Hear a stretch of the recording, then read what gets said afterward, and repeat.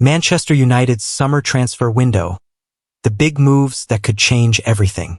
What if I told you that Manchester United's entire season could depend on two key decisions made in the next few weeks? What if the difference between success and failure comes down to whether they can land a towering striker from Germany and solve a tricky goalkeeper situation?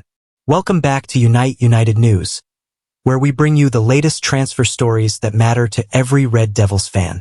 Today, we're diving deep into two massive stories that could reshape our squad for the 2025-26 season. We're talking about United's pursuit of Benjamin Sesko, the beast from RB Leipzig, and the complicated situation involving Emiliano Martinez and Andre Onana. Get comfortable, grab your favorite drink, and let's break down everything you need to know about these potential game-changing moves. The search for goals. Why United need a striker. Let's be honest, we all saw what happened last season. United managed just 44 goals in 38 Premier League matches. That's barely more than one goal per game. When you compare that to the top teams in the league, it's clear why we struggled to compete at the highest level. Ruben Amorim knows this better than anyone. His 3-4-2-1 system needs a reliable striker who can lead the line, hold up play, and most importantly, find the back of the net consistently. That's where Benjamin Sesko comes into the picture. But who exactly is Benjamin Sesko, and why are United so interested in him? Meet Benjamin Sesko, the beast from Slovenia. Benjamin Sesko isn't your average 22-year-old striker. Standing at 6 feet 5 inches tall, this Slovenian international has earned the nickname the Beast for good reason. His physical presence alone makes him a nightmare for defenders, but it's his clinical finishing that has caught the attention of Europe's biggest clubs. Since moving to RB Leipzig, Sesko has scored 39 goals in 87 appearances. That's a decent return for someone who's still learning his trade at the highest level. But here's what makes him special. He's not just a target man who wins headers. Sesko can run at defenders, create chances for himself, and finish with both feet. The interesting thing about United's interest in Sesko is that this isn't new. The club first showed interest back in 2022 when he was playing for RB Salzburg. At that time, Sesko turned down the chance to move to Old Trafford. So what's changed? Why Sesko makes sense for United? First, let's talk about what Amorim needs from his striker. In the 3-4-2-1 formation, the striker plays as a lone frontman. This means they need to be able to hold up the ball, bring others into play, and still be a goal threat. Sesko's height and strength make him perfect for this role. But there's more to it than just his physical attributes. Sesko is young enough to improve and adapt to the Premier League style of play. At 22, he could be United's striker for the next decade if everything goes well. The price tag is another factor. Leipzig want £67.3 million for Sesko. In today's market, that's actually reasonable for a striker with his potential. When you compare it to what other clubs are paying for forwards, United might be getting good value. So why didn't this move happen earlier? What's changed since 2022? The relationship building behind the scenes. Here's something most fans don't know. United never really gave up on Sesko. Even after he rejected the move in 2022, the club kept in touch with his representatives. His agent has made multiple visits to both Carrington and Old Trafford over the years.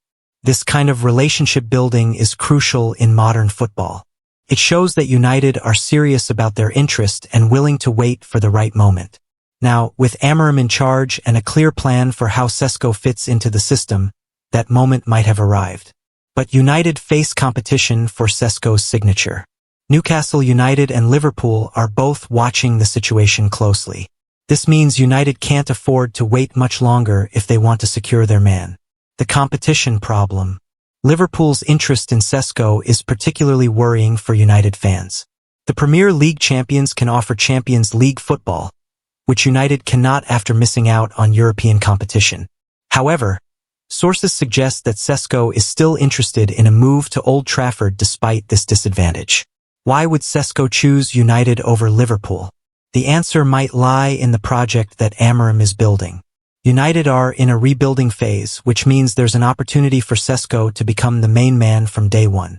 At Liverpool, he might have to compete with other established forwards for game time. Newcastle are also in the mix, but they have their own financial constraints due to financial fair play rules. This could give United an advantage if they can raise the necessary funds. Speaking of funds, how exactly do United plan to pay for Sesko? The money problem and player sales. United's financial situation isn't great right now. Missing out on Champions League football means less revenue, and the club needs to be smart about how they spend their money. To afford Sesko's £67.3 million price tag, United will need to sell players first. The two main candidates for departure are Marcus Rashford and Alejandro Garnacho. Rashford could bring in around £40 million, though clubs are hesitant to pay that much for a player who has struggled in recent seasons. Garnacho is also being considered for sale, though this would be more controversial among fans. These sales are crucial because United also need to strengthen other areas of the team. They've already agreed to pay £71 million for Bryan Mbeumo from Brentford, which shows they're willing to spend big on the right players. But here's where it gets interesting. United might not need to sell as many players as expected if they can solve their goalkeeper situation differently. The goalkeeper dilemma: Martinez versus Onana. While United are chasing Sesko, another story is developing that could have huge implications for the club's transfer strategy. Emiliano Martinez, the Argentina international goalkeeper, wants to join United from Aston Villa. But there's a catch. He will only make the move if Andre Onana leaves Old Trafford. This creates a fascinating dilemma for United. On one hand, Martinez is clearly a better goalkeeper than Onana based on recent performances. He won the World Cup with Argentina, has won the Copa America twice, and was named FIFA's best goalkeeper in both 2022 and 2024. On the other hand, United paid £43.8 million for Onana just 2 years ago. Selling him now would mean accepting a huge loss on their investment. So what's the right move for United? The case for Emiliano Martinez. Let's be honest about Andre Onana's time at United. While he's shown flashes of brilliance, he's also made several costly errors that have hurt the team. His distribution is excellent, which fits well with Amorim's style of play, but his shot stopping has been inconsistent. Martinez, on the other hand, has proven himself at the highest level. His performances for Argentina in major tournaments show he can handle pressure. At Aston Villa, he's been one of the Premier League's most reliable goalkeepers, keeping 70 clean sheets in 212 appearances. From a purely footballing perspective, Martinez would be an upgrade.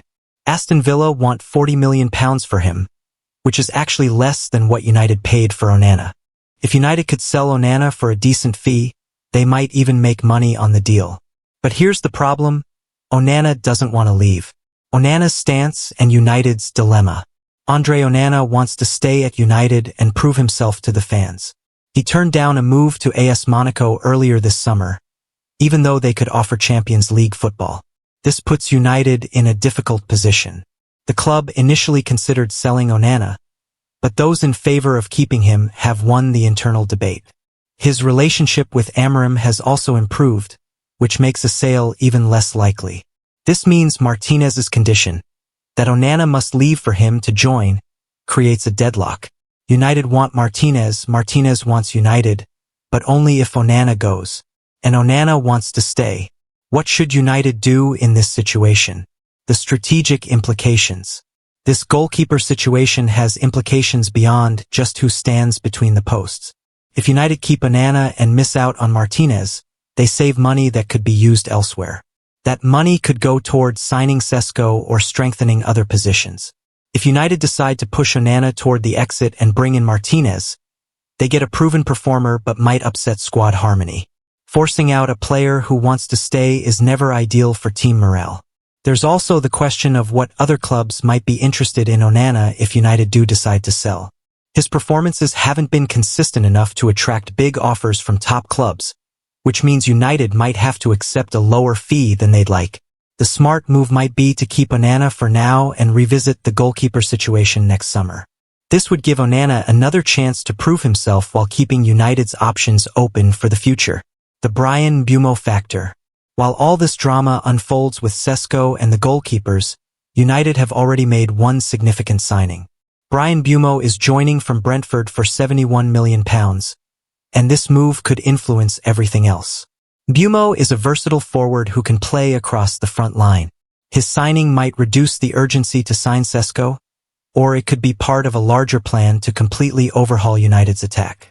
Having both Mbeumo and Sesko would give Amorim plenty of options in his 3-4-2-1 system. The Mbeumo signing also shows that United are willing to spend big money on the right players. This should give fans confidence that the club will do whatever it takes to sign Sesko if they believe he's the right fit. But United still need to be smart about their spending. They can't afford to waste money on players who don't work out. What this means for current players. If United do sign Sesko and potentially Martinez, what happens to the current squad members?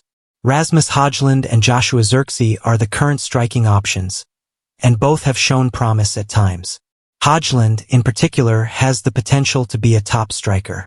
At just 22 years old, he's still learning and improving. Some fans might argue that United should be patient with him rather than spending big money on another young striker. Zirkzee is another talented player who joined United with high hopes.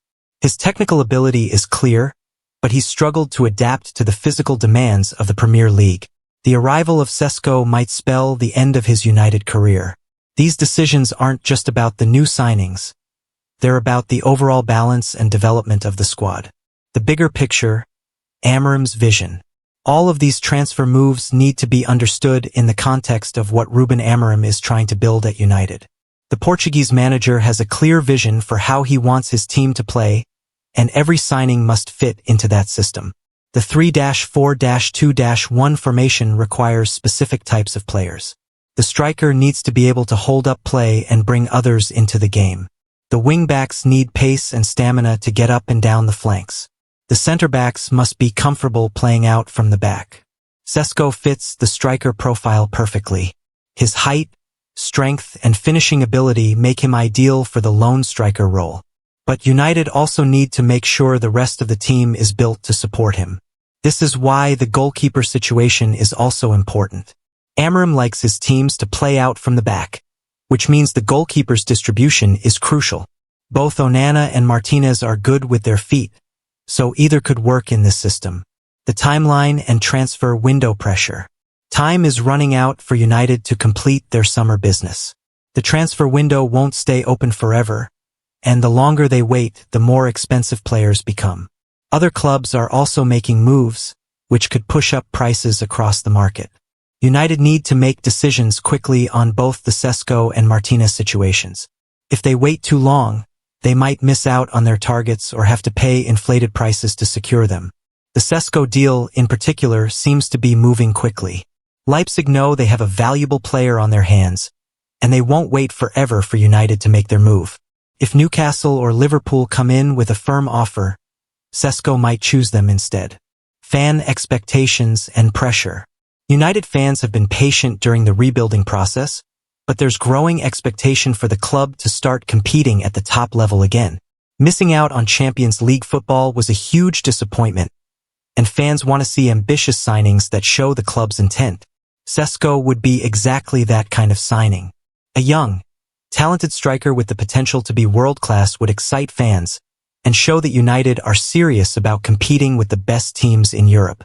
The goalkeeper situation is more complex from a fan perspective. Many supporters have lost patience with Onana's inconsistent performances, but they also understand that constantly changing goalkeepers isn't ideal for team stability. What do you think United should prioritize? Is it more important to sign a new striker or solve the goalkeeper situation first? The risk and reward analysis. Every transfer involves risk, and United need to weigh up the potential rewards against the possible downsides. With Sesko, the risk is that he might not adapt quickly to the Premier League. The physical and mental demands are different from what he's experienced in the Bundesliga. However, the potential reward is enormous. If Sesko develops into the striker United believe he can become, he could be the missing piece that takes the team to the next level. His age means he could be United's main striker for many years to come. The goalkeeper situation involves different risks. Keeping Onana means sticking with a player who has been inconsistent but might improve. Signing Martinez means getting a proven performer but potentially unsettling the squad by forcing out Onana. These are the kinds of decisions that define successful transfer windows. Learning from past mistakes. United's transfer history in recent years has been mixed. Some signings have worked out well, while others have been expensive failures. The club needs to learn from these experiences and make smarter decisions going forward. One lesson is the importance of signing players who fit the manager's system rather than just buying big names. Amorim has a clear plan for how he wants to play, and every signing should support that vision. Another lesson is the value of patience and relationship building. The long-term interest in Sesko shows that United are willing to wait for the right moment to make their move. This approach is more likely to succeed than panic buying at the last minute. The competition factor. United's lack of European football next season is a significant disadvantage in the transfer market. Players want to compete in the Champions League, and United can't offer that right now. This makes it even more important to sell the project and vision to potential signings. Sesko's willingness to consider United despite this disadvantage is encouraging. It suggests that players still see the potential in what the club is building. But United can't rely on their history and reputation forever. They need to start winning trophies again. What success looks like. If United can pull off both the Sesko and Martinez deals while keeping their current squad happy, it would represent a hugely successful transfer window. They would have addressed their two biggest weaknesses, goal scoring and goalkeeping, with proven quality. But success isn't just about signing players, it's about how those players perform on the pitch. United need their new signings to hit the ground running and make an immediate impact. The real measure of success will be where United finish in the league table next season and whether they can qualify for the Champions League again. Looking ahead, the next few weeks. The next few weeks will be crucial for United's transfer plans. Decisions need to be made on Sesko, Martinez, and the future of current players like Onana, Rashford, and Garnacho. Fans will be watching closely to see how the club handles these negotiations. After years of disappointing transfer windows, there's pressure on the recruitment team to get things right this time. The good news is that United seem to have a clearer plan under Amorim. They know what type of players they need and how those players fit into the system. This should lead to more successful signings than in previous years. Final thoughts. A window of opportunity. Manchester United are at a crossroads. The decisions made in the next few weeks could determine whether the 2025-26 season is another disappointment or the start of something special. Sesko represents the kind of ambitious signing that could transform United's attack. At 22 years old, he has the potential to be one of the world's best strikers. But United need to act quickly if they want to secure his signature. The goalkeeper situation is more complicated, but it's equally important. Whether United stick with Onana or bring in Martinez, they need to make a decision and stick with it. Constant chopping and changing helps nobody. What's clear is that United are finally showing the kind of ambition and planning that fans have been demanding. The Mbeumo signing shows they're willing to spend money on quality players, and the pursuit of Sesko suggests they're thinking big. The next few weeks will tell us a lot about United's chances of success next season. Will they land their top targets and build a squad capable of challenging for trophies? Or will they miss out on key signings and face another season of struggle? As United fans, all we can do is hope that the club makes the right decisions and gives Amorim the tools he needs to succeed. The potential is there, it's just a matter of executing the plan properly. What do you think about these transfer moves? Should United prioritize Sesko over Martinez, or try to complete both deals? How important is it to keep squad harmony by not forcing out Onana? Let us know your thoughts in the comments below. The summer transfer window is always full of excitement and uncertainty, but this one feels particularly important for Manchester United's future. Here's hoping the club gets it right and gives us all reason to be optimistic about the season ahead. Stay tuned to Unite United News for all the latest updates on these transfer stories and more. We'll keep you informed every step of the way as United try to build a squad capable of returning to the top of English football.